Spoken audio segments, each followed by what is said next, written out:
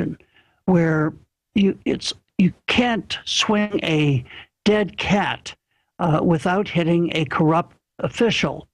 And what's happened, and this will be hard for you to believe, Alex, but there's deadlock in Mexico between Congress and the executive branch of government, something that would never happen in this country. And the result has been the vacuum of power has been filled by Mexico's 31 governors and also the mayor of Mexico City. And so many of these governors either turn a blind eye to the narco trafficking that goes on in their states, or they are complicit in the criminal activities. And so certainly we who live in glass houses can't throw stones, but I don't see any conspiracy to overthrow Mexico because I don't think we would want to shoulder the tens of millions of impoverished people there who don't get a fair shake from their own government. Now, to I guess expand on that question, Professor, I was told there was a destabilization program. Then we saw Mexico become destabilized. What is then, from the best your research is, I know it changes administration somewhat, what is the real U.S. policy to Mexico? Because I've heard Mexico, some of their leaders say, well, let's decriminalize. And of course, the United States that enjoys, running the drug wars, like, no, let's not do that, because that's the pretext for all this control. I mean, what is the U.S. relationship then to make it, to put bookends on it? And where do you see Mexico going from here? The best the U.S. can do is to help at the margins. That is, we can provide training, equipment, intelligence, but it's up to Mexico's elite to really commit themselves to fighting organized crime. That's what we found in Colombia. For years, perhaps decades, the nomenclatura there lived cocooned from the cartel mayhem. And then the Medellin cartel began to move from just criminal activities to absolute terrorism, killing presidential candidates, shooting airplanes out of the sky, bombing shopping centers. At that point, the elite realized that they had a dog in the fight, and they began to cooperate not only with their own law enforcement agencies and their army, but also with the U.S. government. And that made a huge difference in Colombia, where the cities are now safe. Having said that, there's probably more cocaine flowing from Colombia than ever before, but there's only so much the U.S. can do to try to abate the violence. Sure. And to Professor, then, what kicked, I mean, I understand you're saying that some of their drug routes got blocked in Florida and that Vicente Fox screwed things up because, he took the army off the job and put local police on it. But, I mean, what are the main factors? I mean, what made Mexico so bad? And on a scale here, if we were looking at a timeline and things were getting worse in the mid-'90s right through to today, is Mexico getting better or worse, or is there no way to try to, gauge what's happening? Well, first of all, you and I are both creatures of the Enlightenment, so we think if there's a problem, it can be solved.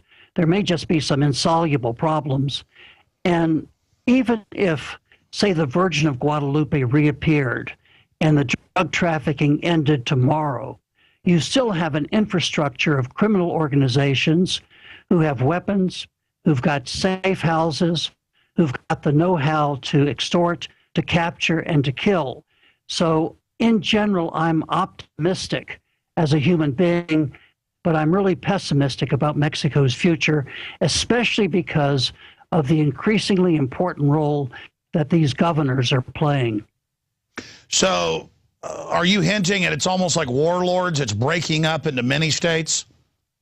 No, Mexico is not fragmenting. The Mexican population is quite conservative when you get outside of Mexico City.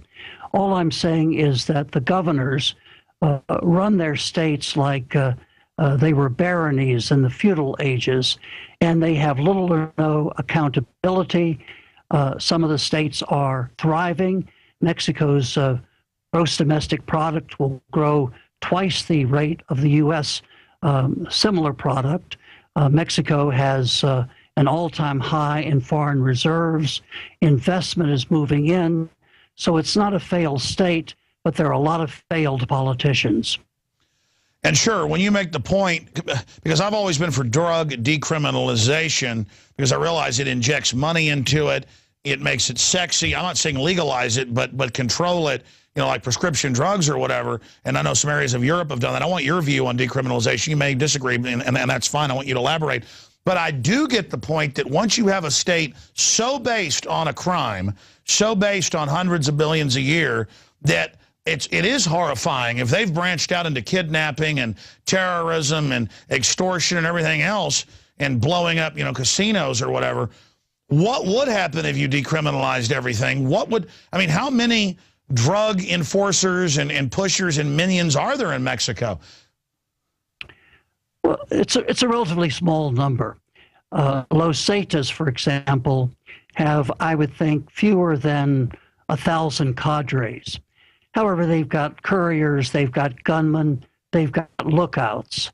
The Sinaloa cartel is probably larger because it employs so many people in marijuana and poppy production. But the country's major problems really are related more to its oil industry because it's running out of oil. And oil accounts for about a third of its national budget. And if it doesn't find new reserves of oil, its now growing economy is going to suffer a setback.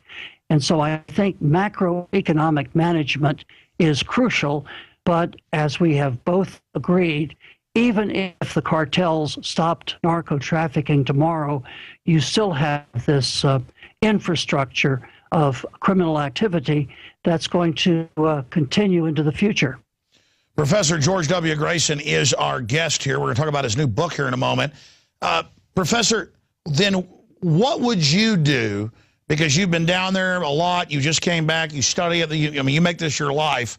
What would you do then? Or what are some of the brighter minds in Mexico saying? Because, or is it just, this is just going to continue degenerating and we just hope everything turns out all right? Well, Alex, you flatter me because I have to say, the more I read about Mexico, the less that I know. But what Calderon has done is to use the broadsword. That is throwing major military movements against the cartels. And the army is taught to pursue, to capture, and to kill. And so there is going to be invariably what the Pentagon calls collateral damage.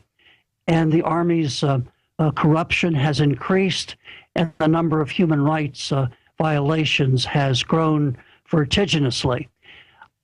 I think that the next president will have to rely less on the broadsword and more on the scalpel. That is, electronic eavesdropping, informants, the use of drones, following the money, not allowing for cash transactions to take place so easily in Mexico. But above all, Mexico's elite, which now lives behind high walls with state-of-the-art technology, skilled drivers. They send their youngsters to the United States for education. Mexico's elite has got to commit itself to fighting organized crime. Now, getting back to this issue of drones, I know it's a lot of money every year the U.S. is sending down there, and this whole mission creep, that's why I'm for decriminalization. I don't want this giant military buildup, not just in Mexico, but what I've seen here, because it invariably, instead of the Mexican gang shaking you down, government just shakes you down, with taxes and regulations.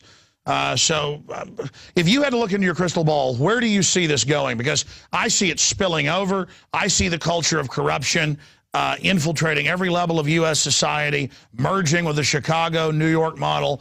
I mean, I see this whole North American Union thing and this whole security perimeter basically not uplifting Mexico, but dragging down North America, the rest of North America. What's your take on that? Well, first, I didn't mean to dodge your earlier question. I, too, support decriminalization. I think it's the least worst option to pursue. And I think in 20 years we will see that occurring throughout North America, although it's a slow process. The cartels are pragmatic. And while they're certainly selling drugs in at least 48 of the 50 states in the U.S., they haven't been targeting U.S. officials per se. And it's not because they're altruistic. It's that they don't want Mexico to move any closer to the center of Washington's radar screen than it currently is. That is the last thing that the cartels want, and also the last thing that Mexico's armed forces want are U.S. boots on the ground in Mexico. And so by and large... Yeah, because if U.S. boots show up, they never leave. Sorry, go ahead. Well, I'm not sure that either presidential candidate wants to get us involved in a new war that's end game has yet to be spelled out. Sure, but you're saying that the cartels don't want to drive the Mexican elite into the arms of the U.S. elite, basically. Wow, well, that's an amazing statement, though. I mean, correct me if I'm wrong. They're not killing U.S. officials because they're even scared of them. They're just afraid that it would drive the two elites together, or like, I mean, I interrupted. Exactly what are you getting at? Well, there are two separate groups here. One, we have the possibility that you could have a U.S. armed presence at the border, as we've had in the past with National Guard units. But what the Mexican crime syndicates don't want are U.S. boots on the ground, either as trainers or as active participants in the local version of the drug war. That is, they don't want Mexico to become Colombianized. The elites live in their own world. They're the kind of people, take, for example, the head of the teachers union, Elba Esther Gordillo.